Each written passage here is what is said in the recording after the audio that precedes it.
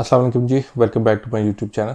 तो आज की वीडियो में मैं आपको ये बताऊंगा कि आप किस तरह मिनिमम टाइम और मिनिमम एफर्ट में यूबीएल में या किसी भी और पाकिस्तानी बैंक में करंट अकाउंट ओपन कर सकते हैं। यूबीएल का नाम मैंने क्यों लिया, क्योंकि मेरा रिसेंटली एक्सपीरियंस हुआ है उनके साथ करंट अकाउंट खुलवाने का। वैसे तो मेरे 3-4 बैंक्स के साथ और भी थे, जिनमें से 1-2 एक्टिव हैं और बाकी इनएक्टिव हो चुके हैं। खैर, मेरा रिसेंटली यूबीएल के साथ एक्सपीरियंस हुआ और मेरे काफ़ी चक्कर लगे ना। शुरू में रिक्वायरमेंट्स एक तो पूरी, कभी एक दफ़ा कुछ नहीं था, फिर कुछ नहीं था, और दूसरा बैंक के भी कुछ मसले थे। तो मैंने कहा और लोगों के लिए ये आसान बना दूँ, कम अज़ कम वो जो मेरी ये वीडियो देखेगा और उसने फिर यूबीएल में स्पेशली या किसी भी पाकिस्तानी बैंक में जाके करंट अकाउंट खुलवाना है तो उसको कम चक्कर लगाने पड़ेंगे। मेरे तो ओवरऑल 6 हो गए थे, लेकिन आपका अकाउंट तो एक चक्कर में खुल जाएगा, लेकिन फिर आपको दूसरा चक्कर लगाना पड़ेगा अपनी चेकबुक वगैरह लेने के लिए। तो ये तीन रिक्वायरमेंट्स है इसकी, वो आपने स्पेशली लेके जानी है। ये पहले नहीं हुआ करती थी, लेकिन अब कुछ अरसे से ना, कुछ सालों से, मतलब 10 साल तो हो गए, लेकिन उसमें थोड़ी सी रिलैक्सेशन भी थी। अभी तो फिर और स्ट्रिक्ट कर दिया। तो ये कुछ सालों से जो है बहुत सख्त रिक्वायरमेंट्स हैं टेरर फाइनेंसिंग के डर की वजह से। तो इसमें सबसे पहले तो आपका आईडी कार्ड और उसकी कापीज़ होना आपके पास ज़रूरी है। ठीक है, ये हो गया। उसके बाद आपका प्रूफ ऑफ इनकम होना ज़रूरी है। उसमें अगर आप खुद जॉब करते हैं तो उसमें आपकी लास्ट मंथ की सैलरी स्लिप, वो मोस्ट रिसेंट जो आपको पे मिली होती है, उसकी सैलरी स्लिप होना बहुत ज़रूरी है।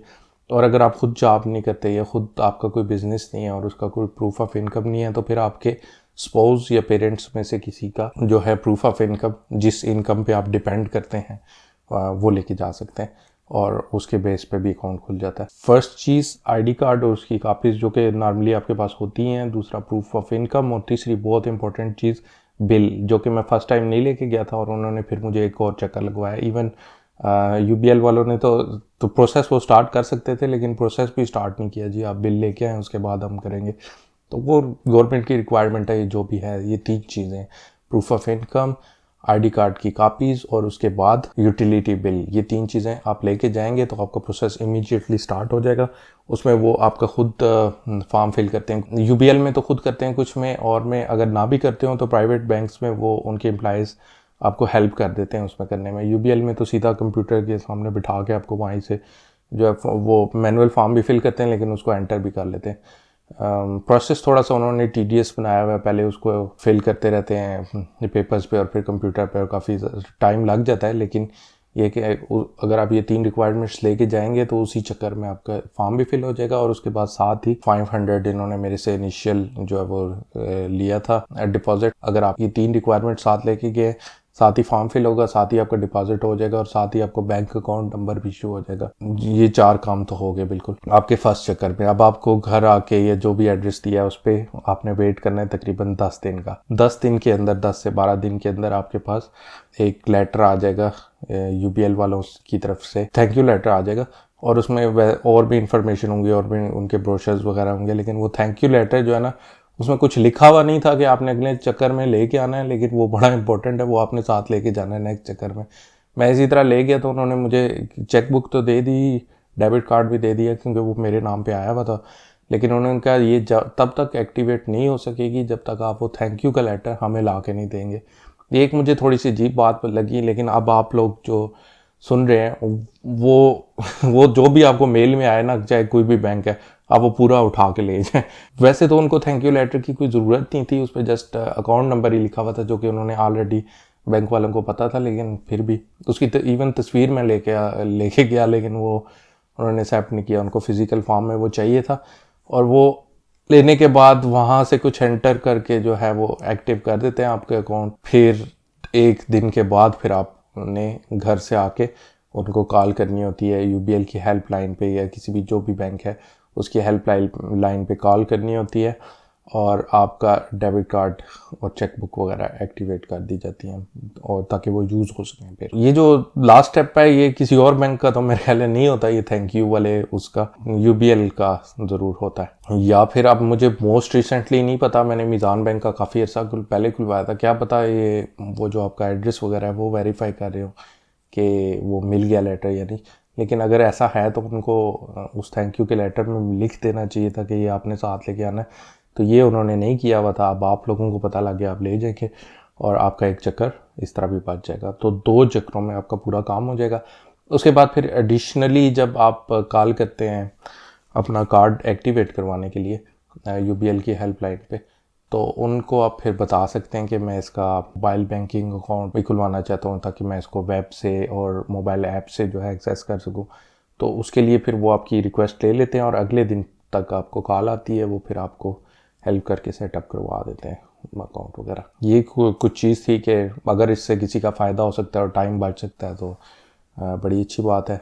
वैसे भी आजकल कोरोना चल रहा है, तो ऐसी बैंक में अगर 6 चक्कर लग रहे हैं और उसके जगह पे अगर 2 चक्कर लगते हैं तो वो उससे अच्छी बात ही नहीं है। और वैसे भी टाइम जो है आजकल किसी के पास इतना नहीं होता। मेरा इसीलिए काफ़ी लटक गया था ये प्रोसेस। मुझे बच्चों की जो फ़ीस है, मेरे बच्चे जिस स्कूल में पढ़ते हैं वो इसी बैंक में जमा होती है, मुझे हमेशा वो वाउचर्स लेके लाइन में खड़ा होना पड़ता था।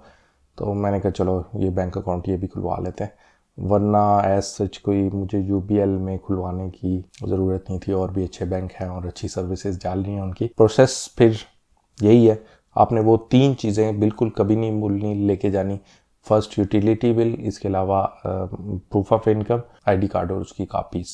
इनके बगैर भी अच्छा एक बैंक अकाउंट इंट्रोड्यूस करवाया गया था पाकिस्तान में। स्टेट बैंक ने सब बैंक्स को रिस्ट्रिक्ट किया था कि कोई भी अगर आए तो इंक्लूजन के लिए एक और बैंक अकाउंट खोल दें। लेकिन वो जो है वो बड़ा लिमिटेड सा बैंक अकाउंट होता है, उसमें ना डेबिट कार्ड होता है आपके पास, पता नहीं चेक बुक होती है और 3 ट्रांजैक्शंस कर सकते हैं और उसकी पेमेंट भी काफ़ी करनी पड़ती है।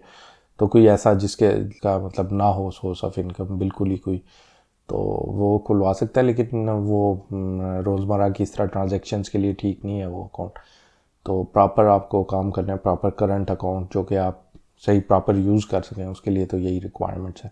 तो आप इन चीज़ों पे अमल करेंगे, वो रिक्वायर्ड चीज़ें पहले दिन लेके जाएंगे तो एक गो में आपका जो है ना इनिशियल प्रोसेस हो जाएगा और फिर नेक्स्ट गो में आपका कार्ड वाली चीज़ हो जाएगी। नॉर्मली बैंक्स अक्सर जो है वो घरों पे भी कार्ड भेज देते हैं, लेकिन चेक बुक फर्स्ट टाइम हर बैंक की जो है आपको जाके कलेक्ट करनी पड़ती है। ये कोई इतनी बड़ी रॉकेट साइंस तो नहीं है ये बैंक अकाउंट खुलवाना, लेकिन अगर इस वीडियो से किसी का फ़ायदा हो सकता है तो मैंने कहा शायद इस पे भी बना देनी चाहिए एक वीडियो, और ताकि किसी की हेल्प हो जाए। If you like this video hit thumbs up. और उसके अलावा इस चैनल पे मैं और भी वीडियोस बनाता रहता हूँ। स्पेशली एक आप के पास कुछ लाख अमाउंट पड़ी हुई है जिससे आप बिज़नेस तो स्टार्ट नहीं कर सकते और प्रॉपर्टी में भी इन्वेस्ट नहीं कर सकते, तो उसको किस तरह आप जो है वो म्यूचुअल फंड्स वगैरह में इन्वेस्ट कर सकते हैं और जो है सेविंग बैंक से ज़्यादा जो है वो प्रॉफिट ले सकते हैं। तो एक उस चीज़ के बारे में वीडियोस बनाता रहता हूँ मैं। और इसके अलावा लॉन्ग टर्म इन्वेस्टमेंट आप किस तरह करके, यानी कि अगर आपके पास tens of hundreds of thousands में पड़े हुए पैसे, 1 मिलियन या उससे ज़्यादा, फिर आप किस तरह लॉन्ग टर्म्स म्यूचुअल फंड्स वगैरह में इन्वेस्ट कर सकते हैं। तो इसके बारे में काफ़ी वीडियोस बनाता रहता हूँ उस चैनल पे मैं। और इसके अलावा पाकिस्तान टूरिज़म के बारे में मेरी वीडियोज़ हैं। इसके अलावा इसी तरह टाइम सेविंग वीडियोज़ हैं, ड्राइविंग लाइसेंस और चीज़ें जो भी गवर्नमेंट के प्रोसेसेस होते हैं। तो जिस वीडियो से भी किसी की कुछ थोड़ी बहुत हेल्प हो सकती है वो मैं इस चैनल पे बना के शेयर करता रहता हूँ। सबको देखने के लिए प्रीवियस तो आप देख ही सकते हैं, नेक्स्ट आने वाली वीडियोस को देखने के लिए आप चैनल को सब्सक्राइब कर सकते हैं और उसमें बेल आइकन प्रेस करना ना भूलिएगा ताकि आपको जल्दी से जल्दी नोटिफिकेशन आ जाए तो जो भी वीडियो हो उसकी।